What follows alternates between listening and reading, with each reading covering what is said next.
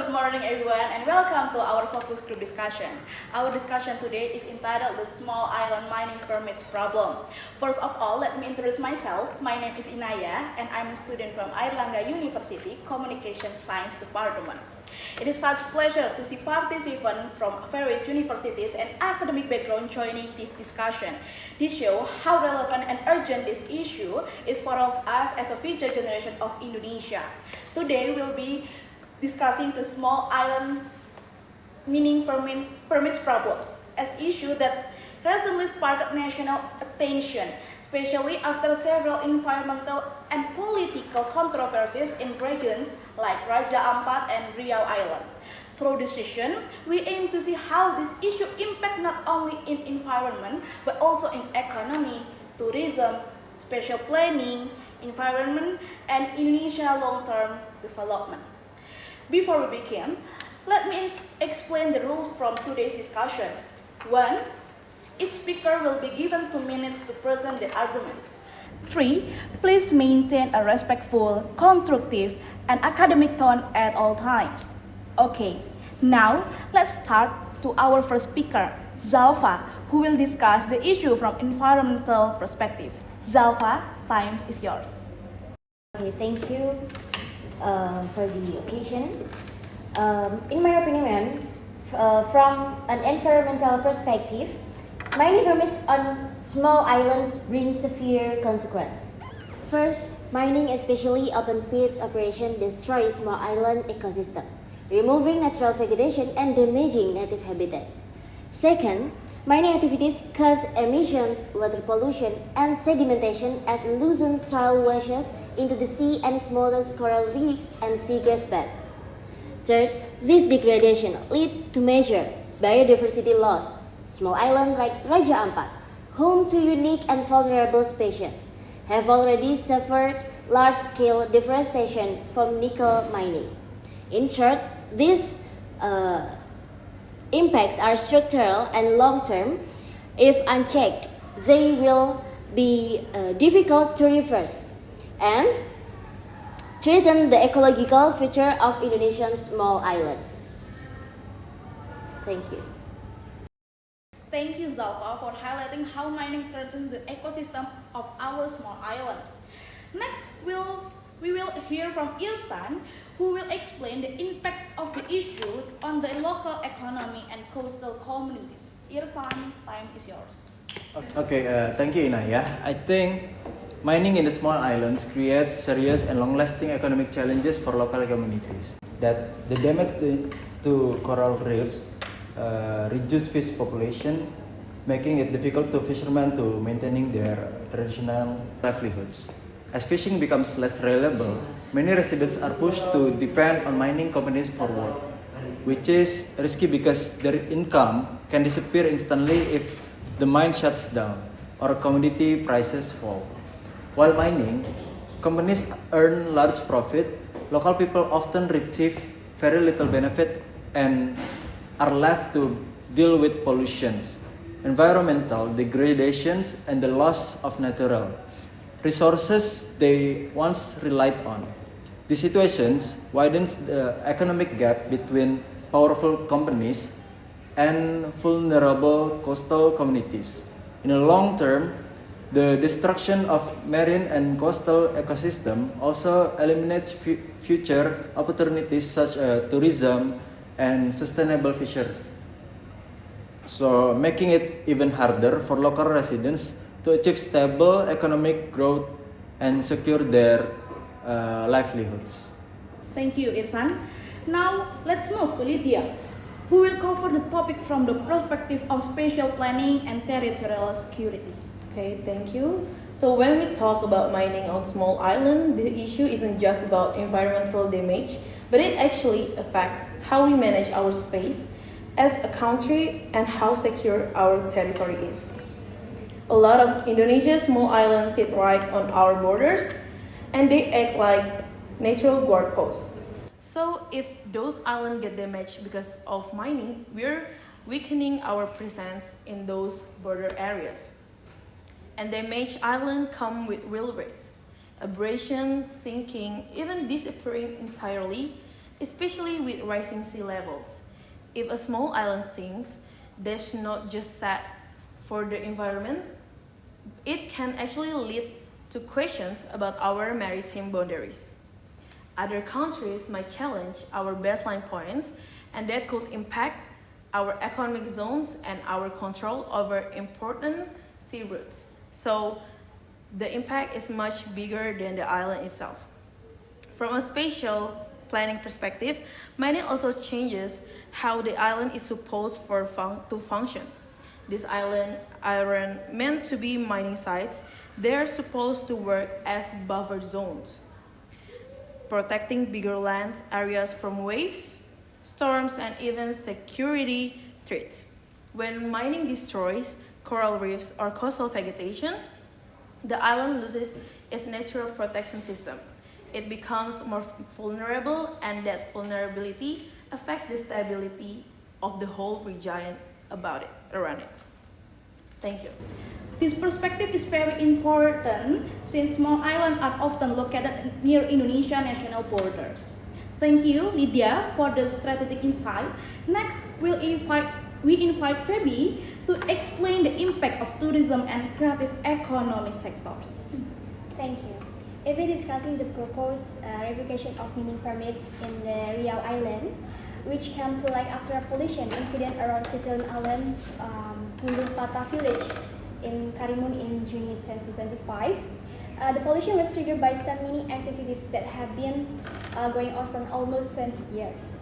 And while Citylin Island only has an area of 2,200 hectares, so the ecological impact is very significant. The focus of our discussion is the impact on the tourist sector. The decline in the seawater quality, increased sedimentation, and damage to the coastal ecosystem have reduced the appeal of marine tourism. Activities such as snorkeling, diving, and beach tourism have seen a decline in interest, which has had a direct impact on the decline in the tourist visit. Then this condition has hit the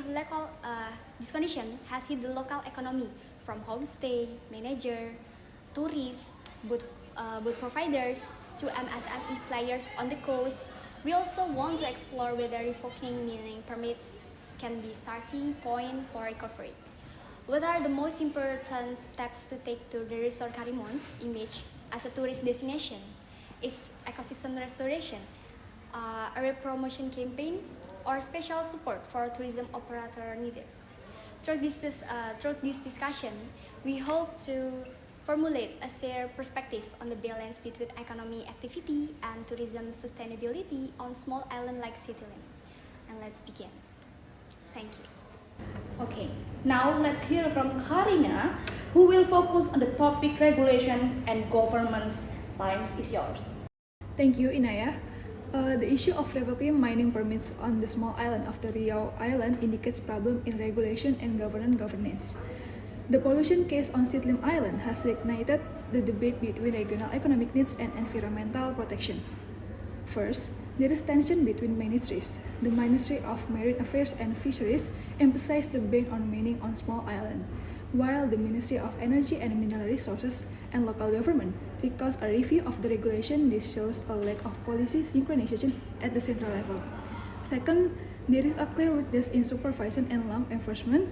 Mining activities have been ongoing for decades, and pollution only received a response after its impact appeared, indicating monitoring that is more reactive than preventive. Third, local governments are in a dilemma due to economic dependence on the extractive sector. Regional revenue relies on mining, so environmental interests tend to be sidelined.